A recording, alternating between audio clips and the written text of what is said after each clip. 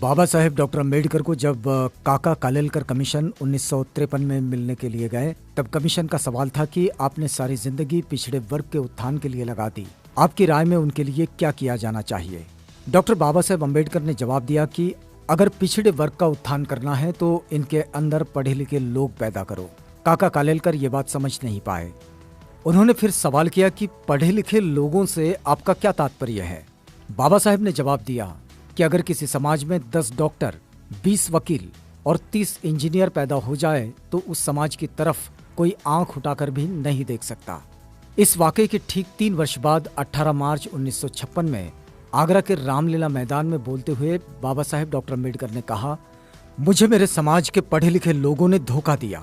मैं समझता था कि ये लोग पढ़ लिख कर अपने समाज का नेतृत्व करेंगे, मगर मैं देख रहा हूँ कि मेरे आसपास बाबुओं की भीड़ खड़ी हो गई है जो अपना ही पेट पालने में लगी है।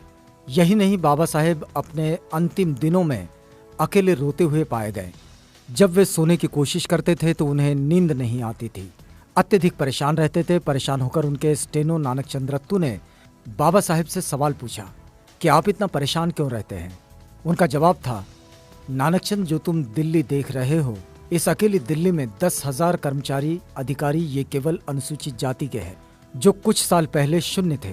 मैंने अपनी जिंदगी का सब कुछ दांव पर लगा दिया अपने लोगों में पढ़े लिखे लोग पैदा करने के लिए, क्योंकि मैं समझता था कि मैं अकेला पढ़कर इतना काम कर सकता हूँ।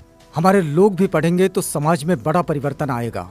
मगर नानकचंद, मैं जब पूरे देश की तरफ निगाह डालता हूँ तो मुझे कोई ऐसा नौजवान नजर नहीं आता जो मेरे कारवां को आगे ले जा सके। नानकचंद, मेरा शरीर मेरा साथ नहीं दे रहा है। जब मैं मेरे मिशन के बारे में सोचता हूँ तो मेरा सीना दर्द से फटने लगता है। जिस महापुरुष ने अपनी पूरी जिंदगी, अपना परिवार, बच्चे आंदोलन की भेंट चढ़ा दिए, जिसने पूरी जिंदगी ये विश्वास किया कि पढ़ा लिखा वर्ग ही अपने शोषित वंचित भाइयों को आजाद करवा सकता है, जिसने अपने लोगों को आजाद करवाने का मकसद अपना मकसद बनाया था। ये तथाकथित पढ़े लिखे लोग आजकल क्या कर रहे हैं? ये लोग अपनी टीवी और बीवी बच्चों में व्यस्त हैं। इसके कई उदाहरण हैं जो मैं प्रत्यक्ष देखता हूँ। कई बार मैं प्रचार करने के लिए उनके घर जाता हूँ तो मुझे ये कहते हैं, यार सॉरी, अभी समय नहीं है, जिम्मेवारी बहुत है, कुछ समय तो बीवी बच्चों को भी देना पड़ता है। अच्छी टेबल या पद लेने के लिए अपने अधिकारियों की चापलूसी करने में ये लोग व्यस्त हैं। ट्रांसफर के डर से किसी राजनीतिक या सामाजिक आंदोलन में सहयोग के नाम से इनको डर लगने लगता है। कुछ जिनको राजनीतिक खुजली होती है वे अपनी जाति का संगठन बनाकर उन पर रोब झाड़ने व संगठन के मालिक बने रहने में व्यस्त है। कुछ लोग अति आत्मकेंद्रित हैं, जिनका स्पष्ट मत है कि उनके समाज का कुछ नहीं हो सकता। कुछ लोग शोषण के इतने आदी हो गए हैं कि 3 बंदरों की तरह आंख, कान और जुबान बंद कर गुलामी को ज्यादा पसंद करते हैं। अधिकतर लोग सामाजिक ईमानदार हैं, पर साहस और समझ के अभाव में परिवर्तन के आंदोलन में नहीं जुड़ पाते हैं और दूसरे लोगों के संगठनों या फिर बाबा लोगों के चक्कर में पड़ जाते हैं। वे समाज को भी गुमराह करने लग जाते हैं। कुछ लोग अपनी पोस्ट के गुरूर में चूर हैं। उनको लगता है कि उनकी दुनिया वहीं शुरू और वहीं खत्म है। जब उनका शोषण होता है तब उनको समाज की जरूरत पड़ती है।